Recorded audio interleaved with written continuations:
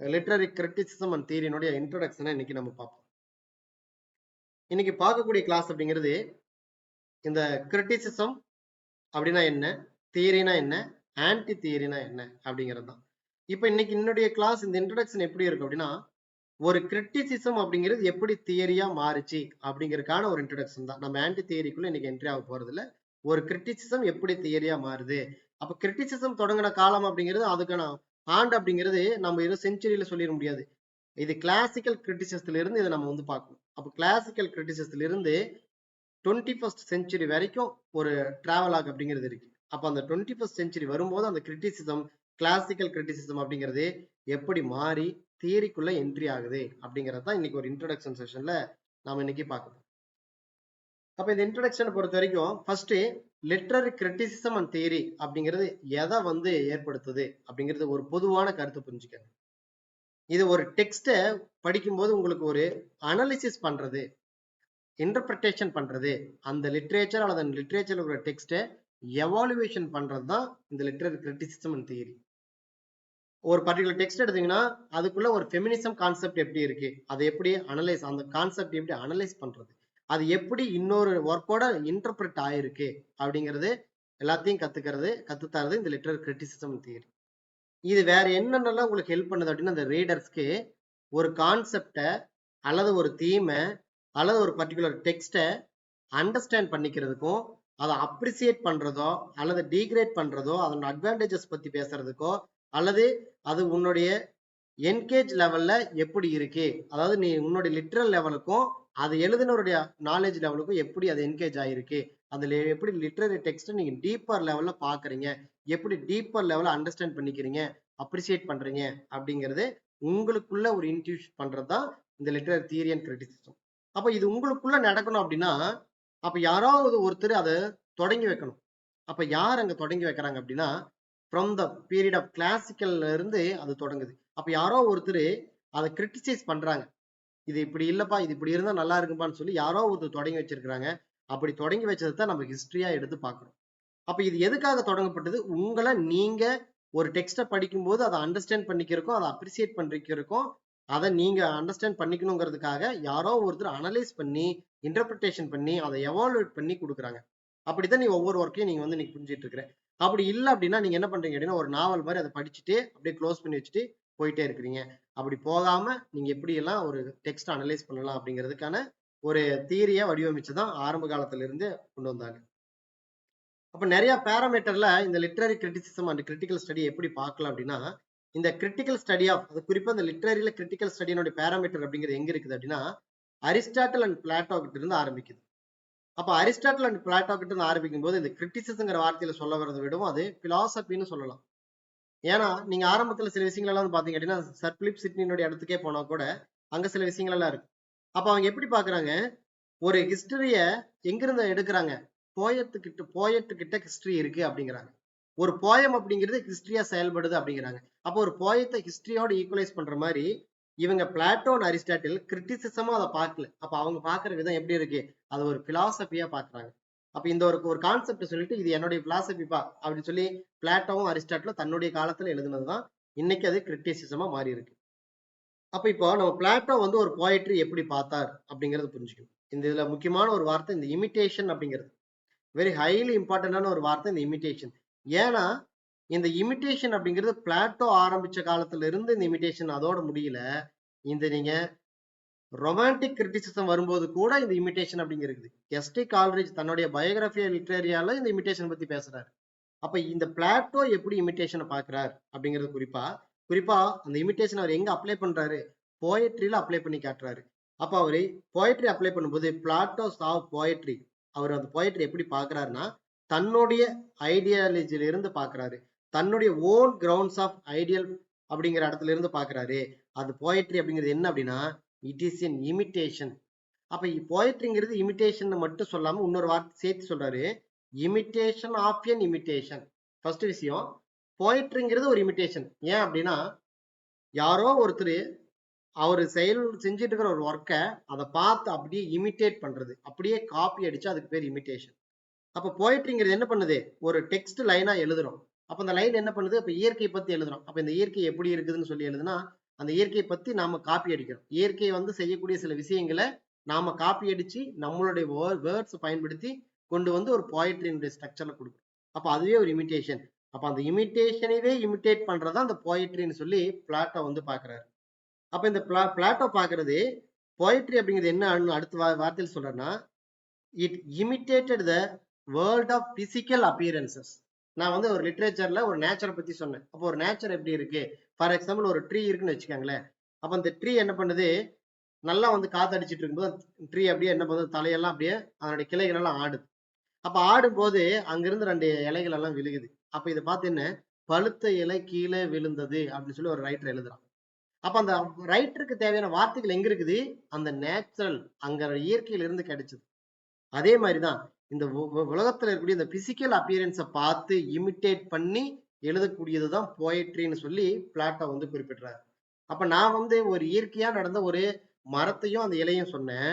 அதே மாதிரி மரமோ அல்லது அந்த இலையோ இல்லாம அது சார்ந்து இருக்கக்கூடிய மனிதர்களோ விலங்கினங்களோ எல்லாத்துக்கிட்ட இருந்தையும் அவங்கள பார்த்து அவங்களை இமிட்டேட் பண்ணி ஒரு வேர்ட்ஸா ஸ்ட்ரக்சரா அமைச்சா அது போயட்ரின்னு சொல்லி பிளாட்டோ வந்து சொல்றாரு.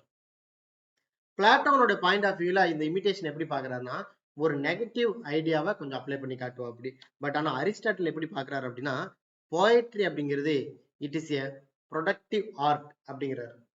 இப்ப நல்லா புரிஞ்சுக்கணும், இந்த இமிட்டேஷன் அப்படிங்கிறது imitation is a word equal to the copy. அப்ப அது காப்பி அடிக்கிறதுன்னு சொல்லலாம், அது ஒரு பிளாஜரிசம்னு சொல்லலாம். அப்ப என்ன பண்றாங்க, பிளாட்டோ என்ன சொல்றாரு, இப்படி போயட்ரி எழுதுறதுங்கிறது அவங்களுக்கு என்ன சொந்தமா மூளை இருக்கு, காப்பி அடிச்சுட்டு வராங்க அப்படிங்கிற ஒரு விஷயத்த நுணுக்கமா அங்க இமிட்டேஷன்ங்கிறதுல பயன்படுத்துறாரு.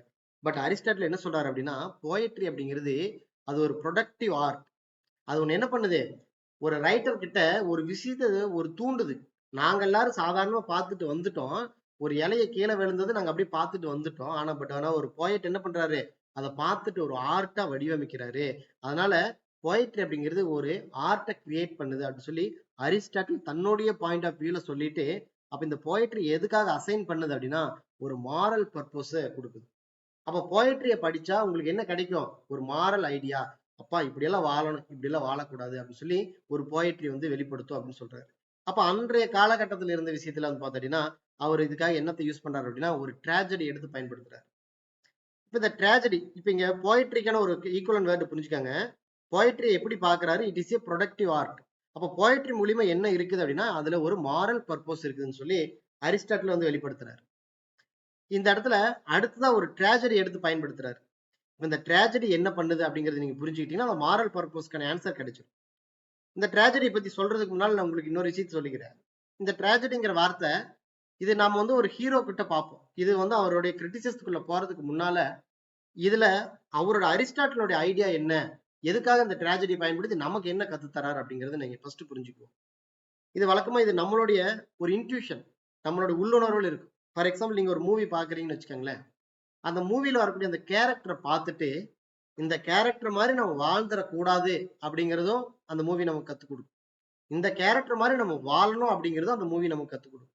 சில நேரங்கள்ல இந்த மோட்டிவேஷனான சில விஷயங்கள் எல்லாம் இருக்கும். சில மூவி எல்லாம் பார்த்தோம் அப்படின்னா ரொம்ப உங்களை அப்படியே கூஸ் பம்பா இருக்கும். இதுல நான் ஒரு ரொம்ப ரசிச்சு பார்த்த ஒரு மூவி அப்படின்னா எனக்கு அந்த அந்த அந்த மூவியில வரக்கூடிய அந்த சாங்ஸ் என்ன இதோட கூஸ் பம்ப் ஆச்சு.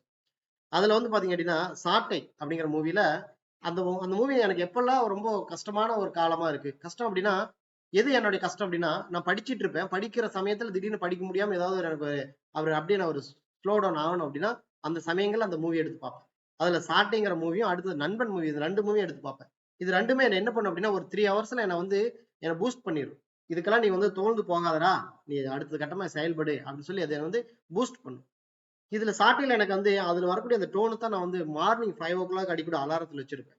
இழப்பதற்கு எதுவும் இல்லை நமது கையிலே அப்படிங்கிறது, பெறுவதற்கு உலகம் உண்டு துணியும் பொழுதிலே அப்படிங்கிறது.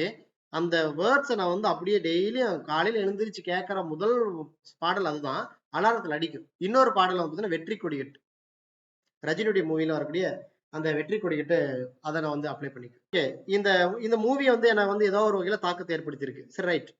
இந்த ட்ராஜடிக்குள்ள நம்ம வருவோம் மறுபடியும். இதுல மிருகம் அப்படிங்கிற மூவி பார்த்திருப்பீங்க, அல்லது ரத்த கண்ணீருங்கிற மூவி பார்த்திருப்பீங்க. பார்க்கலன்னா கண்டிப்பா பாருங்க.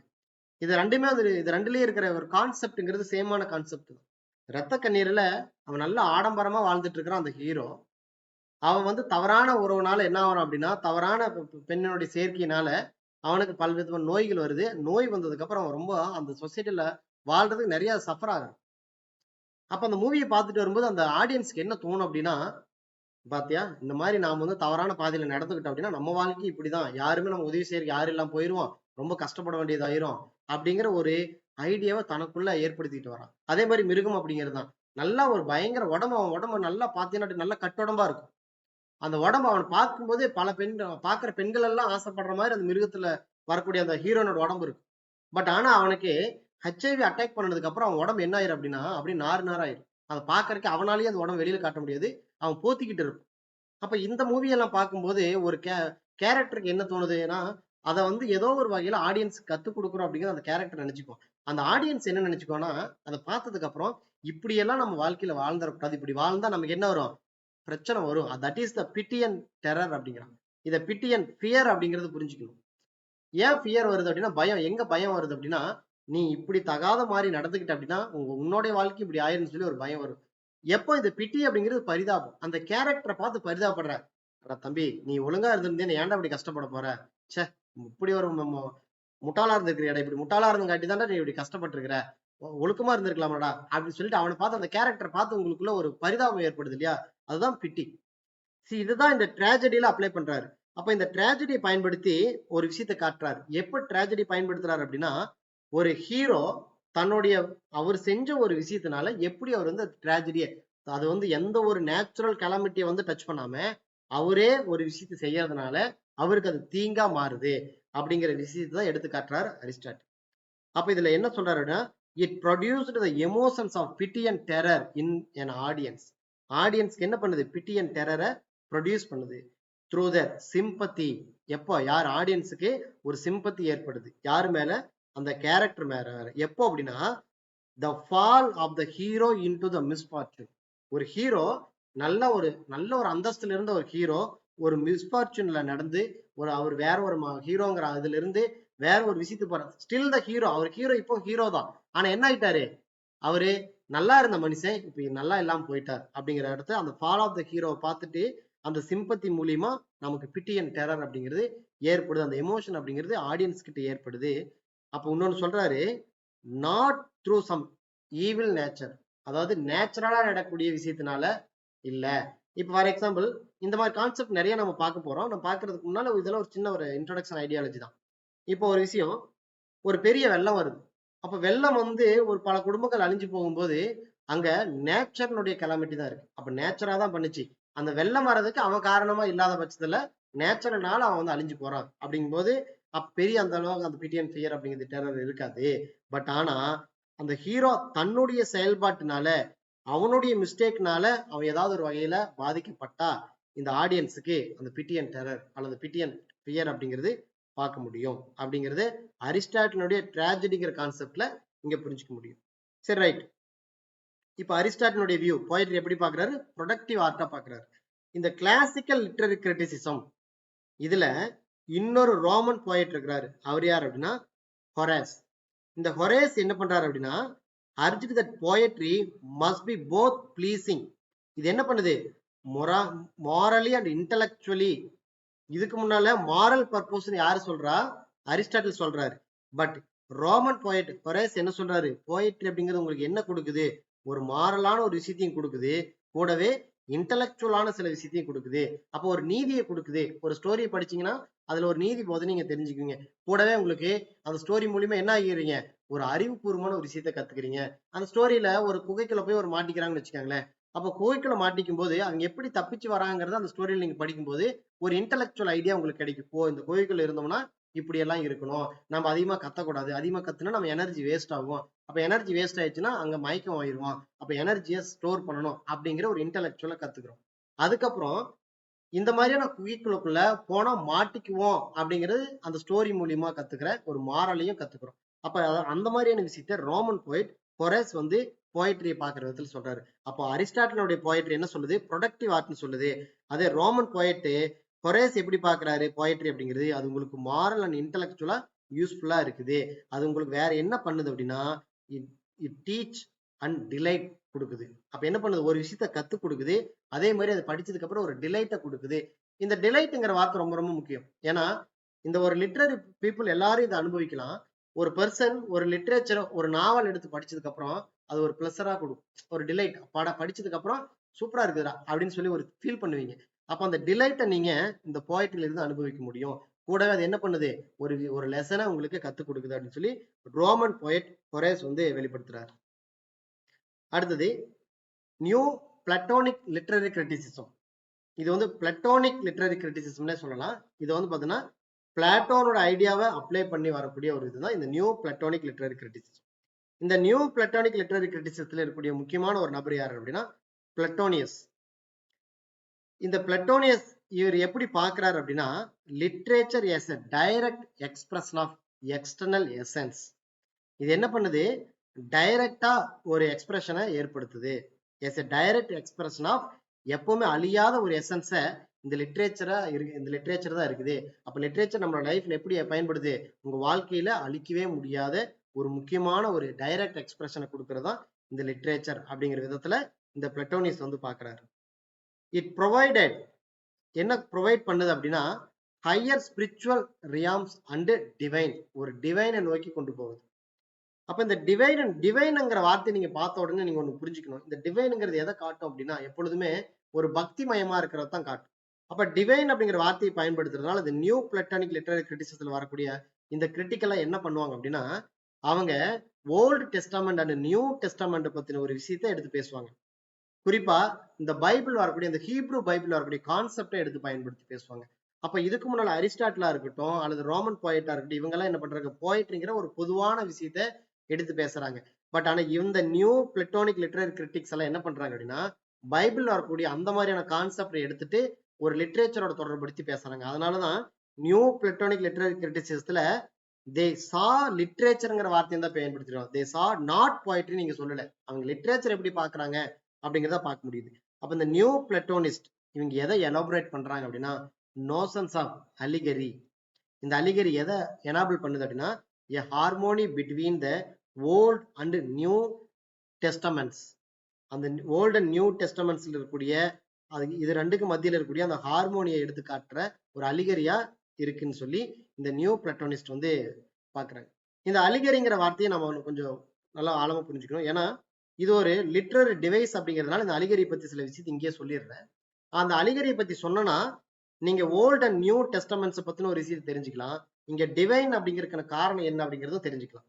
சரி, அந்த அலிகரியை பத்தி ஒரு லிட்ரரி டிவைஸை எங்க புரிஞ்சுக்கலாம் அப்படின்னா அதாவது ஒரு கேரக்டரோ அல்லது ஒரு ஈவெண்ட்டோ அல்லது அந்த கேரக்டர் அல்லது ஈவெண்ட் செய்யக்கூடிய ஒரு பர்டிகுலர் டீடைல் மூலியமா அது என்ன பண்ணுது, ஒரு இட் ரெப்ரசன்ட்ஸ் எ மெசேஜ். ஒரு கேரக்டர் மூலியமா ஒரு மெசேஜ் கொடுக்கறது, ஒரு ஈவெண்ட் மூலியமா ஒரு மெசேஜ் கொடுக்கறது, அல்லது மெசேஜா கொடுக்கலாம் அல்லது தீமை கொடுக்கலாம். அந்த தீம்ஸ் எப்படி இருக்கலாம், ஒரு மாரலாவோ ஸ்பிரிச்சுவலாவோ பொலிட்டிக்கலான ஒரு தீம்ஸ் கொடுக்கலாம். இந்த பாயிண்ட மறுபடியும் சொல்றேன். ஒரு particular character or event or detail represents a message or themes. ஏதோ ஒரு மெசேஜ் ஆர் தீம் அதை ரெப்ரசென்ட் பண்ணுது, வெளிப்படுத்துது. ஒரு கேரக்டரோ ஒரு ஈவெண்ட்டோ உங்களுக்கு வெளிப்படுத்துது. அப்படி வெளிப்படுத்தும் போது அப்படி வெளிப்படுத்துறதுக்காக அவங்க என்ன பயன்படுத்திக்கிறாங்க அப்படின்னா குறிப்பா பைபிள் எடுத்து பயன்படுத்திக்கிறாங்க. அதைதான் பிப்ளிக்கல் அலிகரி அப்படிங்கிறாங்க. அப்ப பைபிள்ல வரக்கூடிய கேரக்டர்ஸ் எடுத்துட்டு உங்களுடைய வாழ்க்கையில அவங்க டீச் பண்ணுவாங்க. இப்ப ஃபார் எக்ஸாம்பிள் ஜீசஸ் கிரைஸ்ட் எடுத்துப்பாங்க. அந்த ஜீசஸ் கிரைஸ்ட் எடுத்துட்டு அவரையே ஒரு கேரக்டரா எடுத்துட்டு உங்களுக்கு வந்து டீச் பண்ணுவாங்க, அவர் எப்படி வாழ்ந்தார் அப்படிங்கிறது. அப்புறம் அதன் மூலியமா உங்களுக்கு என்ன பண்ணுது, ஒரு டிவைன் ஐடியா அப்படிங்கிறது உங்களுக்குள்ள கிடைக்கும். இது அலிகரி அப்படிங்கிறது பெரும்பாலும் நீங்க வந்து பாரடைஸ் லாஸ்டா இருக்கட்டும் பல இடங்கள்ல பார்க்க முடியும். It is a literary device. இந்த அலிகரிங்கிறது ஒரு கேரக்டரோ அல்லது ஒரு ஈவெண்ட் ஒரு மெசேஜோ ஒரு தீமை ரெப்ரசென்ட் பண்ணும். இப்படி இருக்கணும் இப்படி இருக்க கூடாது அப்படிங்கிறது. குறிப்பா அலிகரியில எப்படி இருக்க, அவங்க பாவம் செஞ்சது காரணம் என்ன அப்படிங்கிறது காட்டும், அல்லது அவங்க இப்படி நல்லா இருக்கிறது காரணம் என்ன அப்படிங்கிறதும் காட்டும். இதுல நிறைய இடங்கள்ல பார்க்க முடியும். இந்த பைபிள் அப்படிங்கிறது பார்த்தீங்கன்னா ஒரு ரிச் அலிகரிக்கல் கண்டென்ட்டா இருக்கு. இந்த அலிகரிக்கல் கண்டென்ட் நிறைய எங்க பார்க்க முடியும் அப்படின்னா பைபிள்ல வரக்கூடிய கேரக்டர்ஸ் ஈவெண்ட்ஸ் எல்லாமே தீம்ஸ் நிறைய இடத்துல காட்டும். இப்ப இந்த பைபிள் என்ன பண்ணுது, லிட்ரேச்சர்ல பல வகைகளை இன்ஃப்ளூயன்ஸ் பண்ணிருக்கு. அதுக்கான ஒரு பெஸ்ட் எக்ஸாம்பிள் பாரடைஸ் லாஸ்ட். பைபிளையே படிக்காதவங்க கூட பாரடைஸ் லாஸ்ட படிச்சிருக்காங்க. இப்ப இன்னைக்கு இந்தியன் லிட்ரேச்சர்ல இன்னைக்கு இந்தியாவில் இருக்கக்கூடிய லிட்ரேச்சர் பீப்புள் எல்லாருமே அவங்க பாரடைஸ் லாஸ்ட் படிக்காம லிட்ரேச்சரை கடந்து வர முடியாது. அப்போ அவங்க ஒரு மேபி ஒரு பியூர் இந்துவா இருக்கலாம், பட் ஆனா அவங்க என்ன பண்ணிருப்பாங்க, பைபிள்ல இருக்கிற கான்செப்ட பாரடைஸ் லாஸ்ட் படிச்ச மூலியமா தெரிஞ்சிருப்பாங்க. அப்ப பாரடைஸ் லாஸ்ட் என்ன பண்ணிருக்குது, பைபிளுக்கு ஒரு அலிகரியா செயல்படுது. So the Bible influenced literature influence பண்ணுது. அதே வகையில the Bible providing writers with themes and symbols, ரைட்டர்ஸ்க்கு என்ன பண்ணுது, தீம்ஸை கொடுக்குது. இதுக்கான சில விஷயங்கள சில எக்ஸாம்பிள்ஸ் எல்லாமே லிட்ரேச்சர்ல இருக்கு, அதை நம்ம எடுத்து ஒன்று பார்க்கலாம். அதாவது literary examples of allegory inspired by bible, bible inspire பண்ணி வந்திருக்கக்கூடிய அலிகரிஸ். அது குறிப்பா லிட்ரேச்சர்ல என்னென்ன அலிகரி இருக்கு அப்படின்னு எடுத்து பார்ப்போம். இதுல ஒண்ணு வந்து பாத்தீங்கன்னா பில்கிரிம்ஸ் ப்ராக்ரஸ். ஆரம்ப காலத்துல ஒரு ஒர்க் எடுத்து பார்த்தோம்னா பில்கிரிம்ஸ் ப்ராக்ரஸ். இந்த பில்கிரிம்ஸ் ப்ராக்ரஸ் நீங்க படிக்கும் போதே உங்களுக்கு ஒரு அந்த ஐடியா தெரியும். அப்போ ஒவ்வொருத்தருடைய கேரக்டர் எப்படி இருக்கு அப்படின்னா பைபிள்ல வரக்கூடிய கேரக்டர் மாதிரியே இருக்கும்.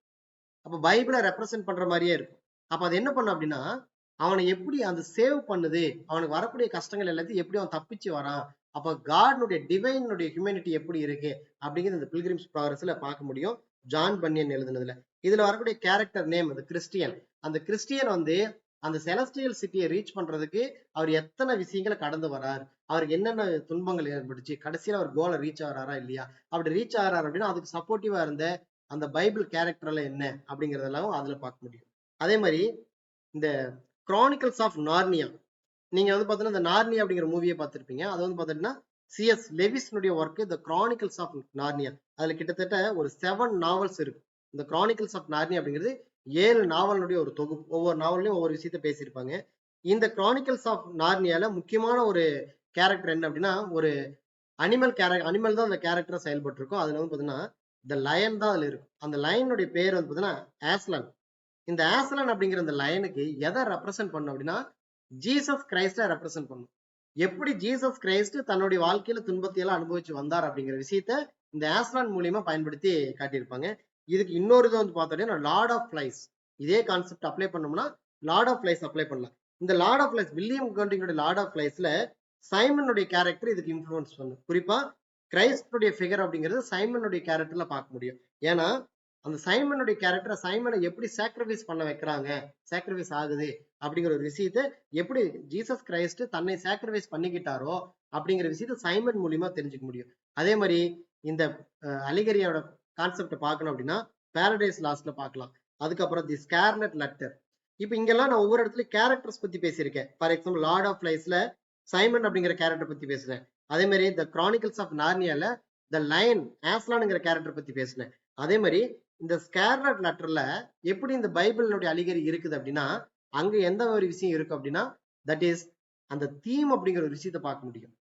ஏன் அங்க தீமை பார்க்க முடியும் அப்படின்னா அதுல ஒரு கேரக்டர் இருப்பாங்க ஹெஸ்டர் பிரைன். இந்த ஹெஸ்டர் பிரைன் அப்படிங்கிறவங்க அது ஒரு ஃபீமேல் கேரக்டர். தன்னுடைய வாழ்க்கையில ஒரு இன்சிடென்ட்னால அவர் மேரேஜ் பண்ணிக்கிறதுக்கு முன்னாலேயே அவங்களுக்கு என்ன ஆயிருது அப்படின்னா ஒரு குழந்தைய வந்து பெத்துக்க வேண்டிய சூழல் வருது. அப்ப அந்த குழந்தையை பெத்துக்கிட்டதுனால அந்த சமுதாயம் அவங்களை எப்படி ட்ரீட் பண்ணுது, அதன் மூலியமா அவங்க என்ன மாதிரியான பாவத்தை அனுபவிக்கிறாங்க அப்படிங்கிற சின் அப்படிங்கிற தீமை வந்து பாத்தீங்கன்னா தி ஸ்கார்லெட் லெட்டர் அப்படிங்கிறதுல பார்க்க முடியும். அப்போ ஒவ்வொரு இடத்துலயும் அந்த அலிகரி என்ன பண்ணுது அப்படின்னா இட் இஸ் எ பைபிளை ரெஃபரன்ஸ் பண்ணுது. அப்ப அலிகரியினுடைய பெரும்பாலான அந்த டிவைஸினுடைய வேலை பல இடங்கள் எடுத்து பார்த்தாலே அது எதை ரெப்ரசென்ட் பண்ணும் அப்படின்னா பைபிள்ல இருந்து நிறைய விஷயங்களை பேசும். அதனாலேயே பிப்ளிக்கல் அலிகரி அப்படிங்கிற ஒரு விஷயத்தையே பார்க்க முடியும். சரி, அப்ப ஓகே. அதனாலதான் இந்த அலிகரிங்கிற எதை காட்டுது இந்த இடத்துல நியூ பிளாட்டோனிஸ்ட் கிட்ட அலிகரிங்கிற எதை காட்டுது, ஒரு டிவைன், ஒரு ஹியூமனிட்டி. அதே மாதிரி பார்த்தீங்கன்னா ஓல்ட் அண்ட் நியூ டெஸ்டமெண்ட்ஸ். இந்த ஓல்ட் அண்ட் நியூ டெஸ்டமெண்ட்ஸ் அப்படிங்கிறதே ஒரு பைபிளை பேஸ் பண்ணி இருக்கிறது தான். ரைட். இந்த கான்செப்ட் ஒரு மைனரான கான்செப்ட், பட் அலிகரிக்காக தான் இவ்வளவு பெரிய விஷயத்தை நம்ம பேசியிருக்கோம். அடுத்தது மெடிவல் கிரிட்டிசிசம். கிளாசிக்கல் கிரிட்டிசிசத்துக்கு அப்புறம் அடுத்ததான் மெடிவல் கிரிட்டிசிசம் வருது. இதுல வந்து பாத்தீங்கன்னா அக்வைனஸ், டான்டே இவங்கெல்லாம் இருப்பாங்க. இங்கெல்லாம் நம்ம வந்து மைனரான விஷயங்கள் தான் பார்த்துட்டு இருக்கோம். குறிப்பா அதுல இருந்து ஒரு மேஜரான ஒரு ரைட்டர், அதுல ஒரு மைனரான ஒரு கான்செப்ட் தான் பார்த்துட்டு இருக்கோம். இது எல்லாத்தையும் நம்ம டீடைல்டா பார்க்க போறோம். இது வந்து ஒரு இன்ட்ரோடக்ஷன் தான். Medieval criticism. இந்த மெடிவல் கிரிட்டிசிசத்துல குறிப்பா அக்வைனஸ் அண்ட் டான்டி இவங்கெல்லாம் என்ன பண்றாங்க அப்படின்னா refined the notions of allegory. Already அந்த அலிகரி பார்த்தோம் இல்லையா, அந்த நோஷன்ஸ் ஆஃப் அலிகரிய ரிஃபைன் பண்றாங்க. The meaning of language encompassed not just literal level, allegorical, moral, mystic level. அதாவது வெறும் லிட்ரல் லெவலோட முடிக்காம ஒரு மாரல், ஒரு மிஸ்டிக்கல் லெவலோட கொண்டு போய் முடிக்கிறது. அப்போ ஒரு கிரிட்டிசிசம், ஒரு தியரி, ஒரு டெக்ஸ்ட் எடுத்து பார்த்தா அதுல எப்படி அது மாரல் அண்ட் மிஸ்டிக்கல் எப்படி இருக்கு அந்த லெவலுக்குள்ள கொண்டு போய் முடிக்கிறது தான், அதுதான் அலிகரியை ரிஃபைன் பண்ணி தரதான் இந்த அக்வைனஸ் அண்ட் டான்டி இந்த மிடிவல் கிரிட்டிசிசத்துல பண்றாங்க. இந்த மிடிவல் கிரிட்டிசிசத்துல பொதுவா ஒரு விஷயம் என்ன அப்படின்னா, இந்த மிடிவல் ஈஸ்தட்டிசிஸ், குறிப்பா வந்து பாத்தீங்கன்னா ஈஸ்தட்டிசிசம் அப்படின்னாலே ஒரு ஆர்ட் அப்படிங்கிற ஒரு வேர்ட்ல நம்ம முடிக்க முடியும். இந்த மிடிவல் ஈஸ்தட்டிசிஸ் எதை எம்பசைஸ் பண்ணுது அப்படின்னா, beauty, order and harmony of God's creation. அதாவது மேன்ஸ் கிரியேஷன் கிடையாது, கடவுள் உருவாக்குன அந்த கடவுள் கிரியேஷனுடைய ஹார்மோனி, அந்த பியூட்டி, அந்த ஆர்டரை அதை வந்து கிரிட்டிசைஸ் பண்ணுது. ஆர்ட்னுடைய அடிப்படையில மிடிவலா கிரிட்டிசைஸ் பண்றது இந்த மிடிவல் கிரிட்டிசிசம். அப்ப அதனால இங்க இவங்க என்ன பண்றாங்க, அலிகரிங்கிற வார்த்தையை நான் முன்னாடி சொல்லிட்டேன்.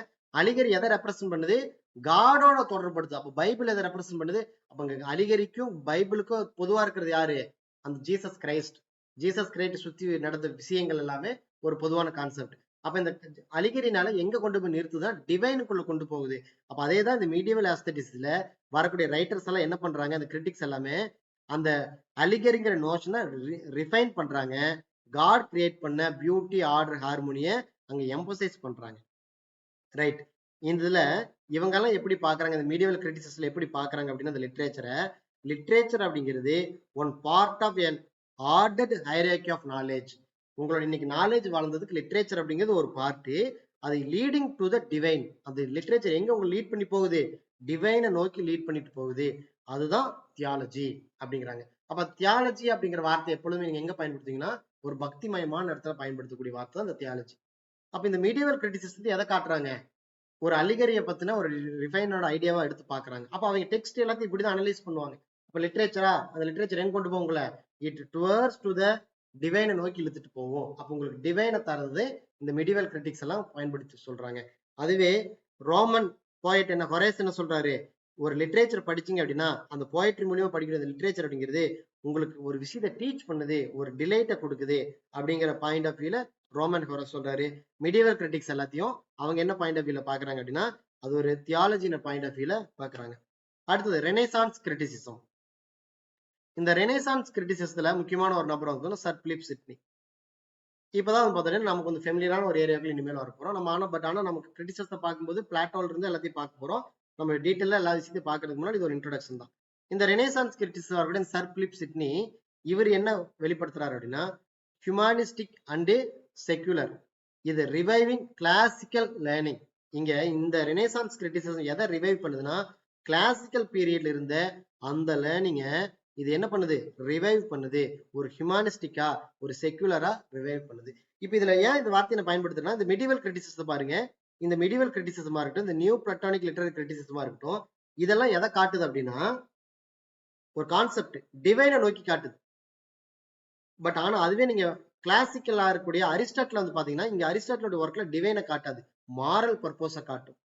அப்ப அரிஸ்டாட்டிலும் பிளாட்டோவும் எப்படி காட்டுறாங்க அப்படின்னா, அவங்க எல்லாம் டிவைனை ஒரு பர்டிகுலர் ஒர்க் அப்படின்னா அது டிவைனை நோக்கி, ஒரு லிட்ரேச்சரோ ஒரு போயட்ரியோ ஒரு ஒர்க்கோ அது டிவைனை நோக்கி போகுதுன்னு சொல்லல. பட் ஆனா இந்த நியூ பிளாட்டோனிக்கும் மிடிவல் என்ன சொல்றாங்க, ஒரு லிட்ரேச்சர் அப்படிங்கிறது டிவைனை நோக்கி போகுதுங்கிறாங்க. மீண்டும் இது என்னது, ரெனேசான்ஸ் கிரிட்டிசிசம் என்ன ஆகுது அப்படின்னா, again back to the classical கிரிட்டிசிசத்துக்கே போகுது, அவங்களோட ஐடியாவை அப்ளை பண்ணுது. அப்ப குறிப்பா பார்த்தீங்கன்னா இந்த ஹியூமானிஸ்டிக், அது மாதிரி செக்யூலர், இந்த மாதிரி விஷயத்த போகுது. இந்த தியாலஜிக்கு அப்படியே ஆப்போசிட்டா தான் இருக்கு இந்த செக்யூலர்.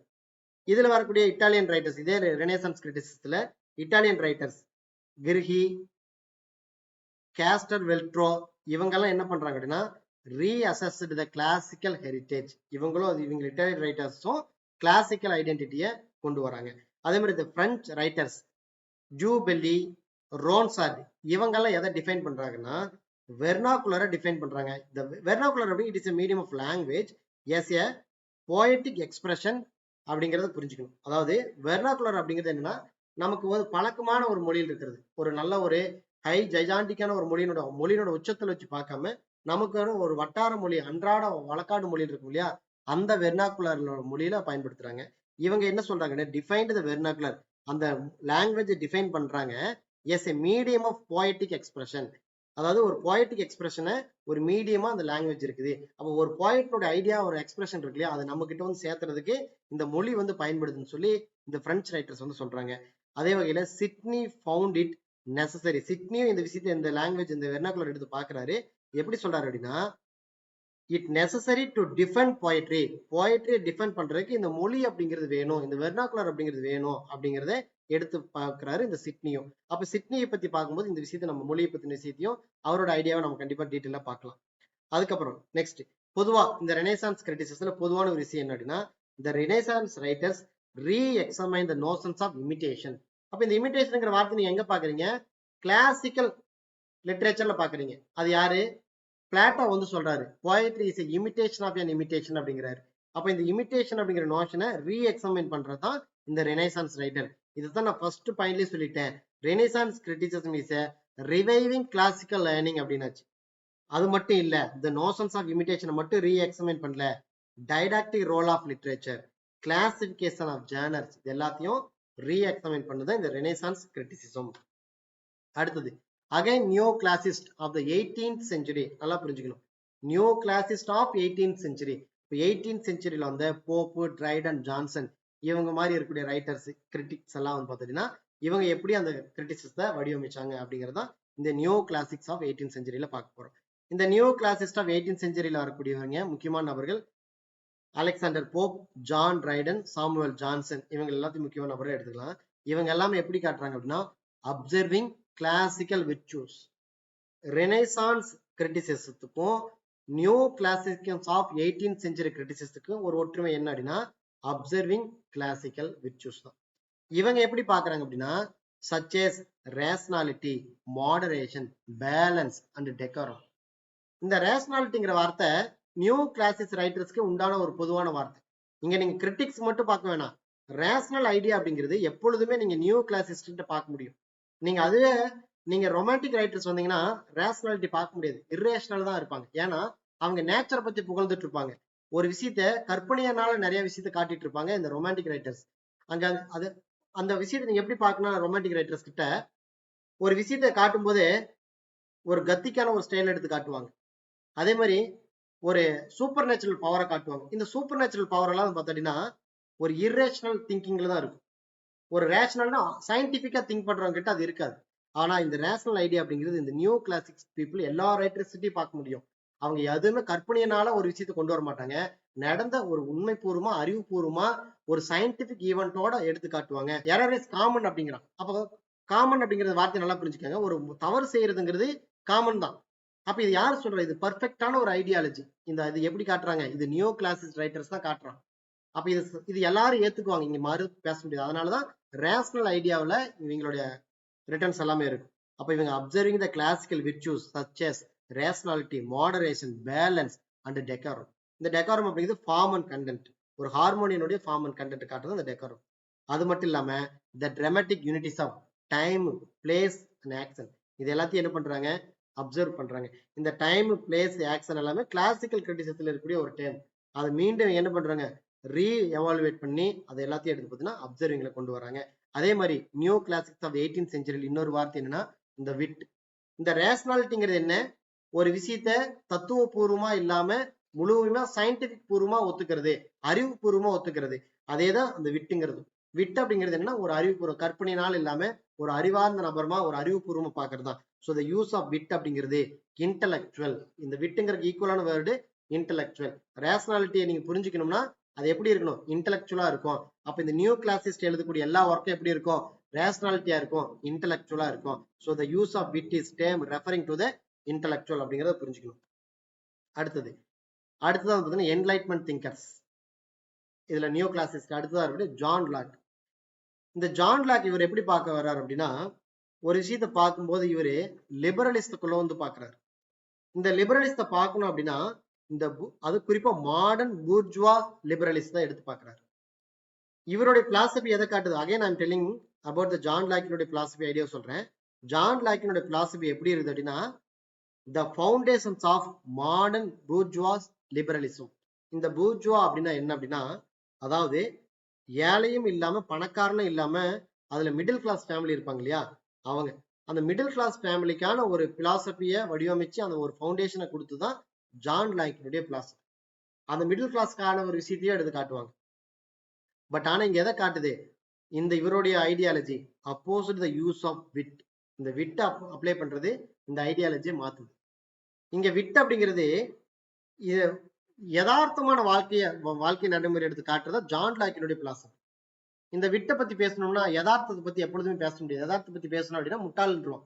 அப்ப அவன் என்ன பண்ணுவான், ஒரு ரைட்டர் அப்படிங்கிறது யதார்த்தத்தை மட்டுமே முழுமையா பேசும்போது அங்க விட் அப்படிங்கிறது குறைஞ்சிரும். அப்ப அது என்ன ஆயிருது, ஜான் லாக்கினுடைய concept oppose the use of wit oppose பண்ணுது, மாடர்ன் பூர்ஜுவா லிபரலிசத்தை அப்ளை பண்ணுது. அதே மாதிரி லாங்குவேஜ் அப்படிங்கிறது எப்படி இருக்குது, ஆம்பிகிட்டியா இருக்கிறத விரும்பல, அன்ஆம்பிகியஸா இருக்குது, தெளிவானதா இருக்கு. ஆம்பிகிட்டிங்கிறது தெளிவில்லாம இருக்குது, அன்ஆம்பிகியஸ்னா தெளிவா இருக்குது. அப்போ அவங்க சொல்லக்கூடிய கான்செப்டை தெளிவா கொண்டு போய் சேர்த்தணும் அப்படிங்கிற ஒரு விஷயத்த தன்னுடைய கிரிட்டிசிசம் மூலியமா கொண்டு வந்ததுதான் ஜான் லாக். அடுத்தது இப்ப ரொமான்டிக் லிட்டரரி கிரிட்டிசிசத்துக்குள்ள என்ட்ரி ஆகும். இந்த ரொமான்டிக் லிட்டரரி கிரிட்டிசிசத்துக்குள்ள வரும்போது இது என்ன பண்ணுது அப்படின்னா, அகைன்ஸ்ட் த ஸ்ட்ரிக்ட் டெண்டன்சிஸ், ஒரு ஸ்ட்ரிக்டான ஒரு டெண்டன்சிக்கு அகைன்ஸ்டா இருக்கிறது தான் இந்த ரொமான்டிக் லிட்டரரி கிரிட்டிசிசம்.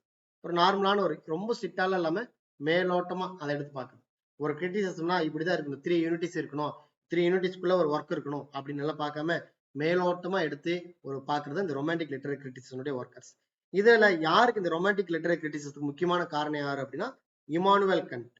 இமானுவேல் கண்ட் ஃபாலோ பண்ணி தான் எஸ்டி கால்ட்ரிட்ஜ் தன்னுடைய ஒர்க் எல்லாத்தையும் கிரிட்டிசிஸ் எல்லாம் பண்ணிருப்பா. அப்படி அதனால இமானுவேல் கண்ட்டுக்கும் எஸ்டி கால்ட்ரிட்ஜுக்கு நல்ல நெருங்கிய ஒரு தொடர்பு அப்படிங்கிறது இருக்கும். இமானுவேல் கண்ட்டுமே ரொமான்டிக் லிட்டரரி கிரிட்டிசிசத்துல இருக்கக்கூடிய முக்கியமான ஒரு ஃபிகர்.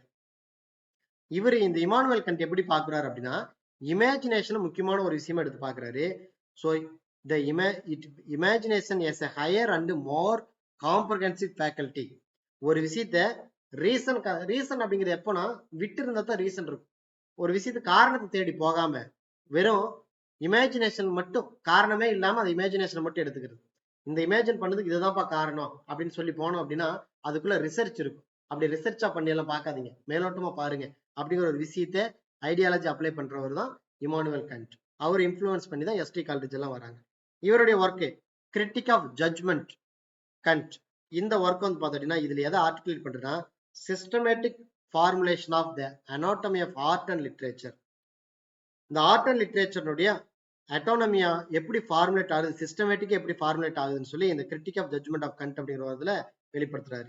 இதுல வந்து பாத்தீங்கன்னா இந்த மொராலிட்டி அண்ட் யூட்டிலிட்டி எப்படி கன்ஸ்டன்ட் ஆகுது, அப்படி கன்ஸ்டன்ட் ஆகிறதுக்கு எப்படி அது ஃப்ரீடமா அது கன்ஸ்டன்ட் ஆகுது அப்படிங்கிற விஷயத்த இவருடைய ஒர்க் மூலியமா சொல்றாங்க. இந்த 19th செஞ்சுரி முழுக்க the notion of autonomy develop ஆகுது. the notion of autonomy developed in the romantics, the theorists, பாடிலைர், அதே மாதிரி பிரெஞ்சு சிம்பலிஸ்ட், அதுக்கப்புறம் ஈஸ்தட்டிசன்ஸ், வால்டர் பேட்டர், ஆஸ்கர் வைல்டு, இவங்களும் முக்கியமான நபர்கள். வால்டர் பேட்டர், ஆஸ்கர் வைல்டு ஈஸ்தட்டிஸ்டா இருக்கிறவங்க, பிரெஞ்சு சிம்பலிஸ்ட்.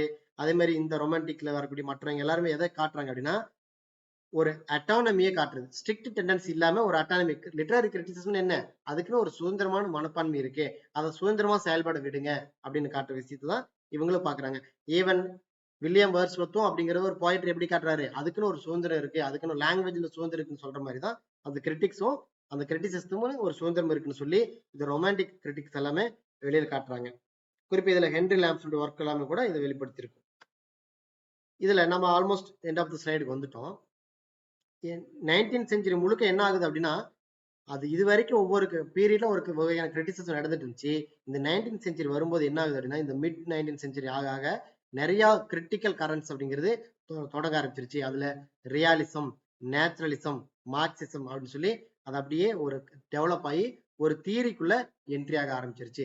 அப்ப அந்த கிரிட்டிசிசம் என்னவாயிருச்சு, ஆரம்பத்துல கிளாசிக்கல் கிரிட்டிசிசம், அதுக்கப்புறம் ரெனேசான்ஸ் கிரிட்டிசிசம், இப்படியே ரொமான்டிக் கிரிட்டிசிசமா வந்தது எல்லாமே அதுக்கப்புறம் அப்படியே என்னவா மாறுது, தியரிக்குள்ள என்ட்ரி ஆகுது.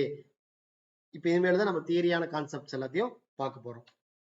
இப்ப இந்த 20th செஞ்சுரி வர வர வந்து பார்த்தீங்கன்னா அது முழுக்க ஒரு தியரியை பேஸ் பண்ணி வருது.